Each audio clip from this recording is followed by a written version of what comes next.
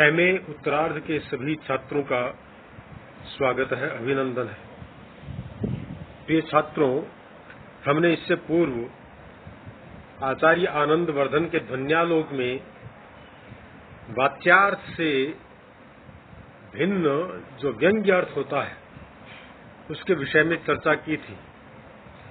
आचार्य आनंद वर्धन ने अपने पूर्ववर्ती अभाववादियों का जो मत था कि वाच्य अर्थ में ही ध्वनि का अंतर्भाव कर लेना चाहिए, व्यंग्य का अंतर्भाव कर लेना चाहिए या प्रतिमान अर्थ का अंतर्भाव कर लेना चाहिए, उन्होंने इस बात का खंडन करते हुए ये स्पष्ट किया कि वाच्य अर्थ से व्यंग्य अर्थ यानी प्रतिमान अर्थ यानी ध्वनि सर्वथा भिन्न होती है। वह भिन्न क्यों होती है? क्योंकि वहां पर जब वाच्य अर्थ विधिपरक होता है तो व्यंग्य अर्थ निषेधपरक होता है। जब वाच्य अर्थ निषेधपरक होता है तो ध्वनि वहां पर विधिपरक होती है। जहां पर वाच्य विधिपरक होता है वहां पर व्यंग्य अर्थ अनुभय रूप होता है। जब वाच्य प्रतिषेध रूप होता है, जब वहां ध्वनि जो है वह अनुभय रूप होती है। इस प्रकार से उन्होंने 5 उदाहरण देकर के जो वाच्य अर्थ है उससे व्यंग्य अर्थ को पृथक सिद्ध किया है। अर्थात उन्होंने यह बात सिद्ध की है कि वाच्य अर्थ से व्यंग्य अर्थ यानी ध्वनि या प्रतिमान अर्थ सर्वथा भिन्न होता है। हम वाच्य अर्थ को और ध्वनि को एक नहीं कह सकते। जैसा कि आचार्य मुम्मट ने भी कहा है, नाभिधा समया भावात, अर्थात वाच्य अर्थ का बोध संकेत के द्वारा विधा व्यापार से होता है, जबकि प्रतिमान अर्थ में संकेत का अभाव होने से उसकी प्रतीति अभिधा द्वारा नहीं हो सकती है। इस प्रतिमान अर्थ के भेदों की व्याख्या आगे उदाहरणों से की गई है। मैं अब आगे के जो उदाहरण हैं उन उदाहरणों को लेकर के और यहाँ ये स्पष्ट करूंगा कि किस प्रकार से आचार्य आनंद वर्धन ने वाच्य अर्थ से व्यंग्य अर्थ को भिन्न सिद्ध किया है। उनमें सबसे पहला उदाहरण आपको दे दिया गया था, जिसमें वाच्य अर्थ के विधिरूप होने पर व्यंग्य अर्थ वहां पर हमें निषेध रूप में प्राप्त होता है। जैसे भ्रमक धार्मिक विश्रब्धः स शुनकोद्यमार्यतस्तेन गोदा नदी कत्सकुंजवासिना दृप्त सिंहेन। इसको मैंने आपको समझा दिया था कि हे धार्मिक पुरुष, अब तुम यहाँ निश्चिंत होकर भ्रमण करो, क्योंकि गोदावरी नदी के किनारे के कुंजों में रहने वाले मदमत्त सिंह ने आज उस कुत्ते को मार डाला है। यह हाल की जो गाथा सप्तशती है उसकी यह गाथा है।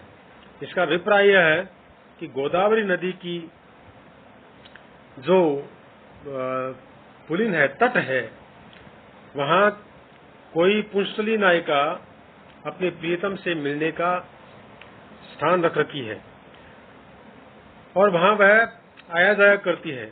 उस स्थल की मनोरमता के कारण एक धार्मिक पंडित वहां हमेशा संध्योपासन या भ्रमण करने के लिए जाने लगा और वहां फूल पत्तियां तोड़ने लगा।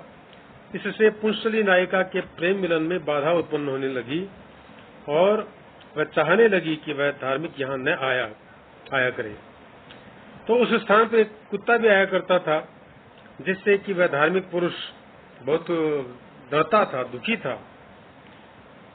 धार्मिक को गोदावरी के तट पर आने से रोकने के लिए उस पुंसली नायिका ने उसे इस प्रकार से कहा कि हे धार्मिक पुरुष, अब उस कुत्ते को गोदावरी नदी के किनारे के कुंज में रहने वाले मदमत्त सिंह ने मार डाला है, अतः आप यहाँ निश्चित होकर के भ्रमण कीजिए, निश्चिंत होकर के।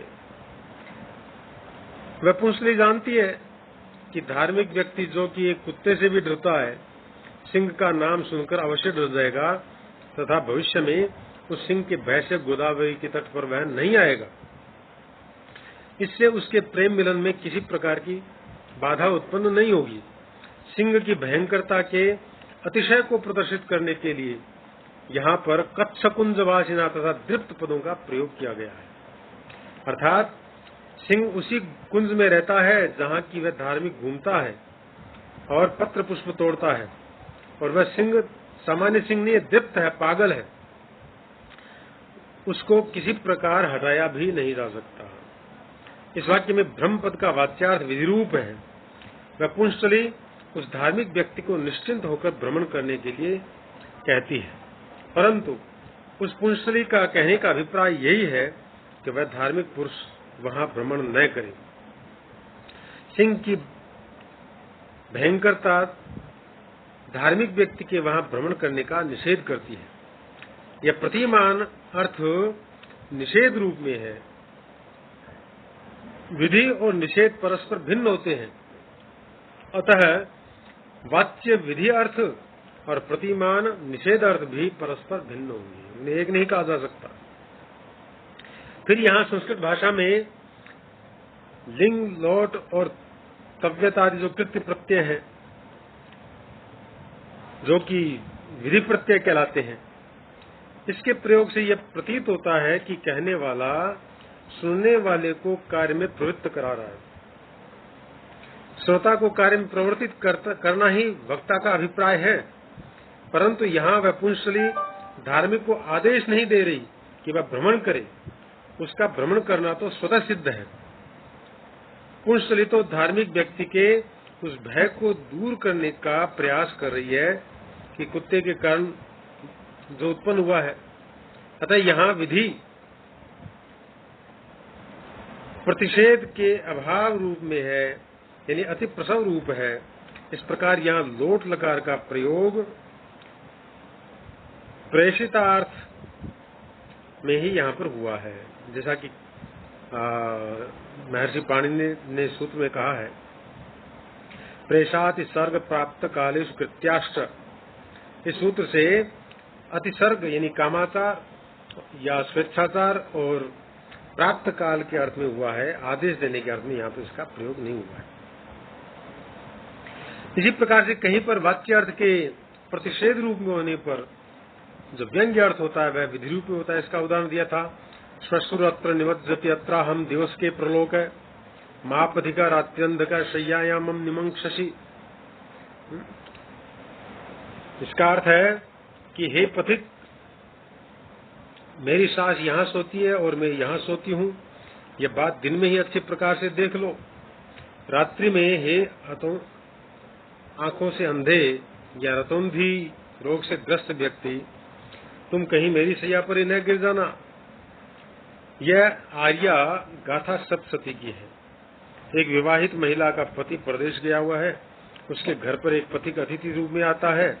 उस महिला के प्रति वह आकर्षित होता है तथा वह महिला भी पथिक से मिलने के लिए उत्सुक है, परंतु महिला की सास की उपस्थिति उसके मिलने में बाधक है। इस गाथा के रूप में वह महिला उस पथिक को रात्रि में मिलने के लिए निमंत्रण देती है। वह दिन में उस पथिक को अपनी तथा अपनी सास की सैया की पहचान करा देती है। इसके साथ ही वह निमज्जति पद के द्वारा यह भी सूचित करती है कि वह वृद्धा सास रात्रि में गहरी नींद में निमग्न हो जाती है। वह मिलन का समय रात्रि का सूचित करती है कि रात्रि में तुम मुझसे मिलना। यहाँ मम शय्यायाम मां निमंक्षसि, मेरी सैया में मत गिर जाना, यह वाक्य प्रतिषेध रूप में है, निषेध रूप में है, परंतु इसमें प्रतिमान अर्थ यह निकलता है कि रात्रि में मेरी सैया में अवश्य गिर जाना। यह विधि रूप हो गया। इसका वाक्य प्रतिषेध रूप अर्थ से प्रतिमान विधि रूप अर्थ से बिल्कुल भिन्न है।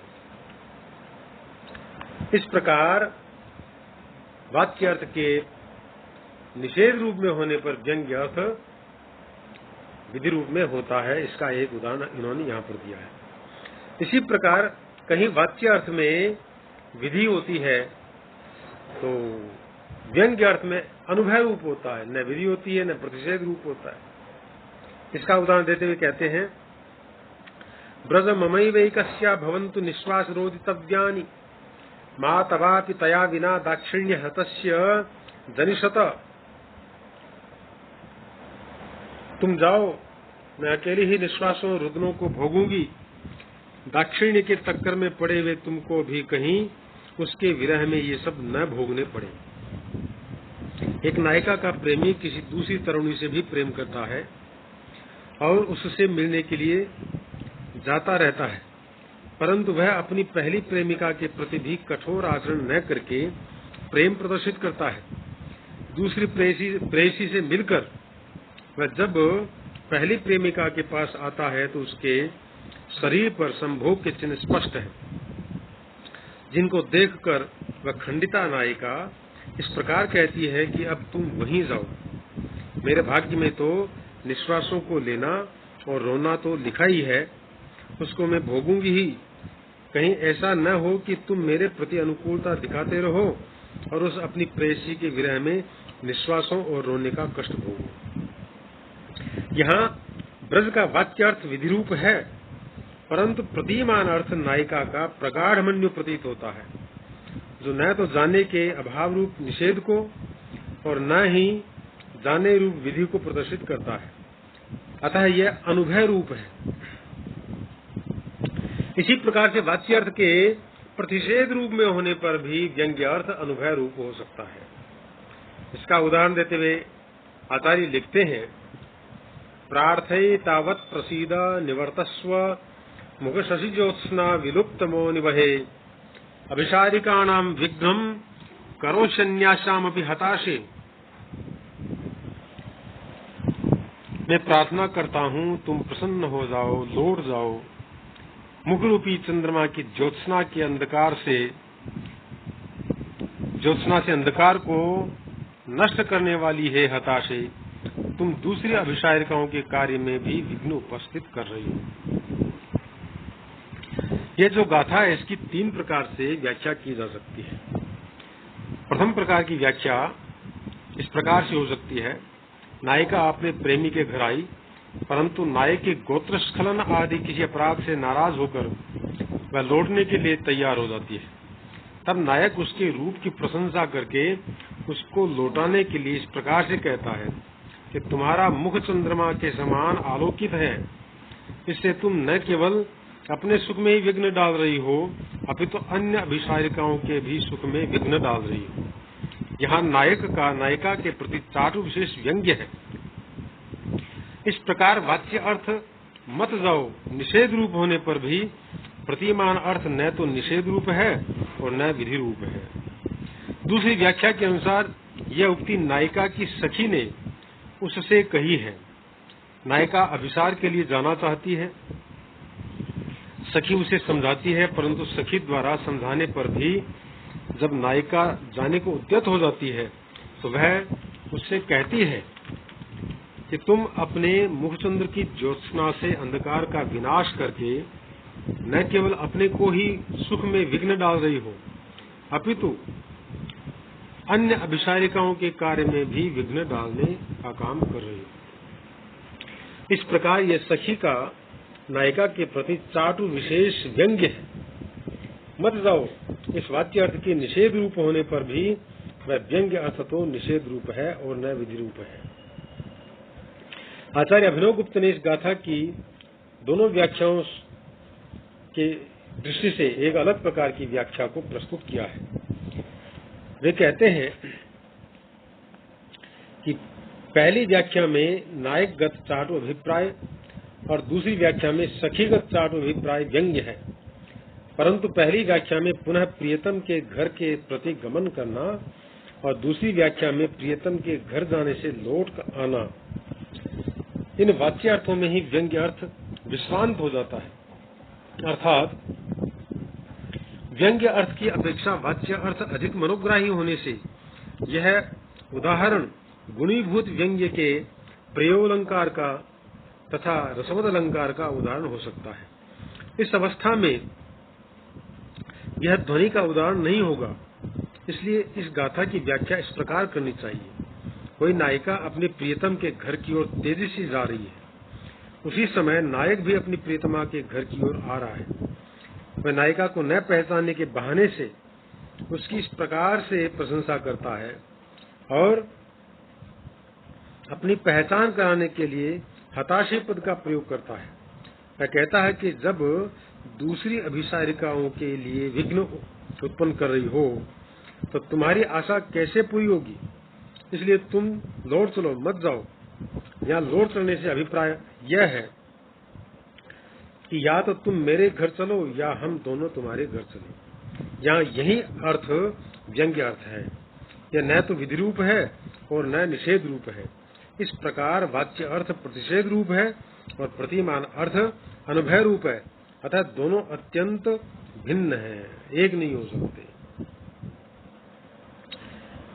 एक उदाहरण और देते हुए आचार्य वाच्य अर्थ से व्यंग्य अर्थ को स्पष्ट कर रहे हैं कि वह सर्वथा भिन्न होता है। क्वचित वाच्यात् विभिन्न विषयत्वेन व्यवस्थापितो यथा, अर्थात कहीं पर व्यंग्य अर्थ वाच्य अर्थ से भिन्न विषय में व्यवस्थित हो सकता है। जैसे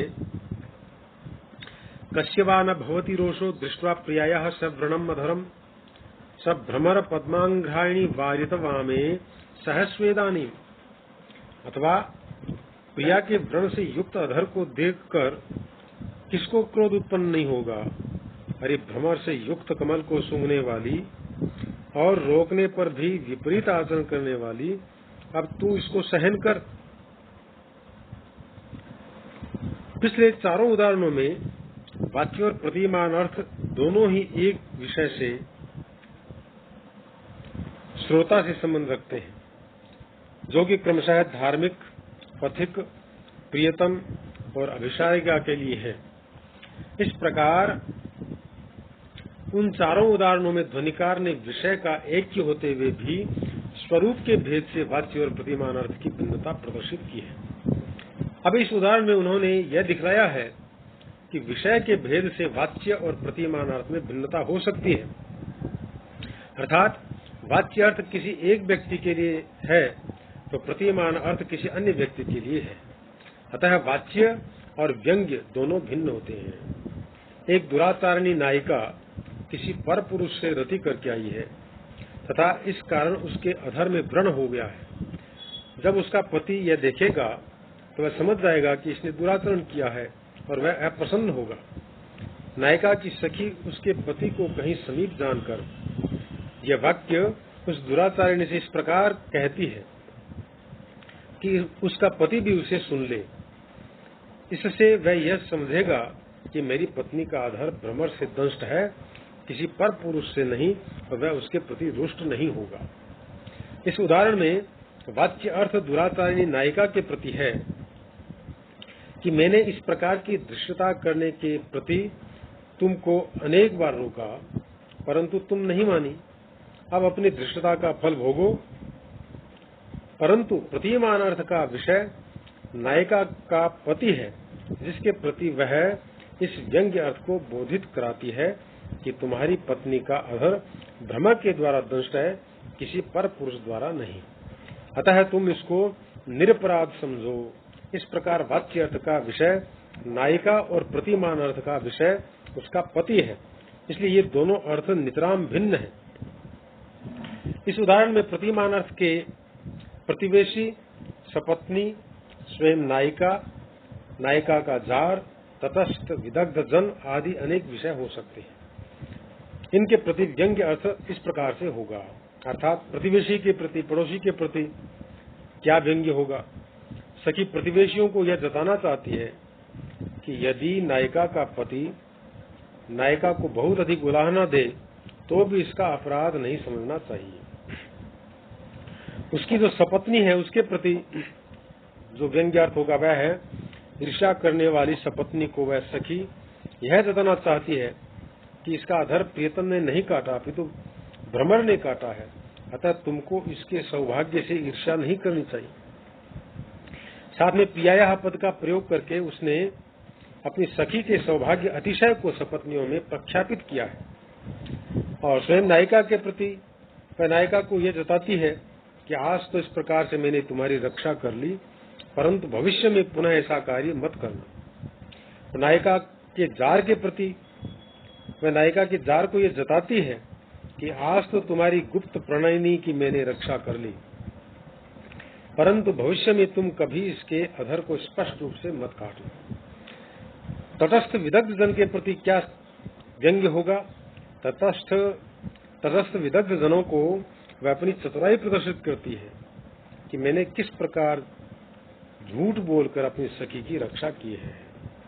इसी प्रकार प्रतिमान अर्थ के अन्य अनेक विषय हो सकते हैं, इसलिए विषय भेद से भी प्रतिमान अर्थ वाच्य अर्थ से भिन्न होता है, उसको हम एक नहीं कह सकते। अंत में आचार्य आनंदवर्धन कहते हैं, अन्ये चैवं प्रकारा वाच्याद विभेदिनः प्रतिमान भेदाः संभवन्ति तेषां दिङ्मात्र में तत् प्रदर्शितम्। इस प्रकार के प्रतिमान अर्थ के और भी अनेक भेद वाच्य अर्थ से भिन्न हो सकते हैं, यहाँ उनका दिग्दर्शन मात्र किया है। यानी स्वरूप और विषय के भेद से प्रतिमान अर्थ का वाच्य अर्थ से विभेद ध्वनिकार ने यहाँ प्रदर्शित किया है। तदनंतर उन्होंने कहा है कि इस प्रकार के प्रतिमान अर्थ के अनेक भेद वाच्य अर्थ से भिन्न हो सकते हैं। उत्तरवर्ती आचार्यों ने इस भिन्नता की अनेक हेतुओं का परिगणन किया है। आचार्य विश्वनाथ के अनुसार यह भिन्नता निम्न हेतुओं से हो सकती है। बौद्धि स्वरूप संख्या निमित्त कार्य प्रतीति कालानाम आश्रय विषयादीनाम भेदात भिन्नो विधेयतो व्यंग्यः, अर्थात बौद्धा स्वरूप संख्या निमित्त कार्य प्रतीति काल आश्रय विषय आदि के भेद से व्यंग्य अर्थ अविधेय अर्थ से भिन्न होता है। इस प्रकार आचार्य आनंदवर्धन ने वाच्य अर्थ से व्यंग्य अर्थ को विभिन्न उदाहरणों के द्वारा पृथक सिद्ध किया और अभाववादियों के मन में जो ये एक भाव है कि वाच्य अर्थ में ही व्यंग्य अर्थ को समाहित कर लेना चाहिए, उसका इन्होंने निराकरण कर दिया है कि वाच्य अर्थ में व्यंग्य अर्थ का समावेश कदापि नहीं हो सकता, क्योंकि वाच्य अर्थ भिन्न होता है और व्यंग्य अर्थ भिन्न होता है। उसके अनेक कारण दिए उन्होंने, वह विधि रूप होता है तो वह प्रतिषेध रूप होता है, आदि आदि। तो आज हम इस विषय को यहीं समाप्त करते हैं। कल हम पुनः अग्रिम कारिका को लेकर उस पर व्याख्या करेंगे। जय तो भारतम, जय तो संस्कृत।